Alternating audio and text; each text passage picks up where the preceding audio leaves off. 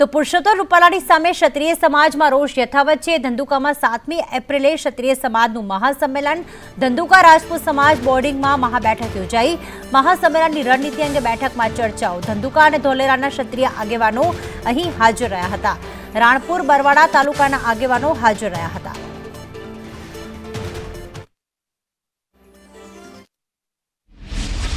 પુરુષોત્તમ રૂપાલાજીએ જે ક્ષત્રિય સમાજની નારીઓ વિશે જે ટિપ્પણી કરવામાં આવી હતી એના ઉગ્ર વિરોધ માટેની બેઠક બોલાવવામાં આવી હતી। આ બેઠકમાં ધંધુકા તાલુકાના રાણપુર બરવાડા અને ધોલેરા 4 તાલુકાના યુવાનો અને વડીલો જોડાણા હતા।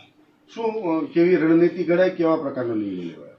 આજે બેઠકમાં એવો નિર્ણય લેવામાં આવ્યો છે કે અમે 7/4/2024 અને રવિવારે એક મહાસંમેલન એ બેઠકની અંદર જે પુરુષોત્તમ રૂપાલાજી દ્વારા ક્ષત્રિય સમાજની નારી વિશે જે અભદ્ર ટિપ્પણી કરવામાં આવેલી હતી તેનો ઘેરો પ્રત્યાઘાત, આક્રોશ ભારોભાર અત્યારે તમામ ક્ષત્રિય સમાજમાં ચાલી રહ્યો છે।